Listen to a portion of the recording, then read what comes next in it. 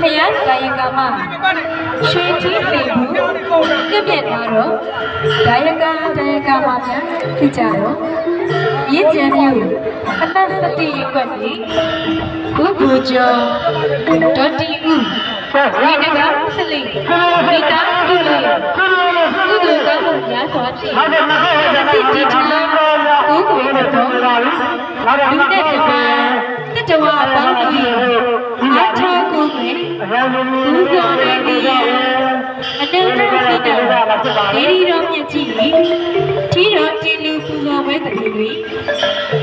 ပြည့်ကျဲမျိုးကိုးဆောင်တိုက်အခုကြောင့်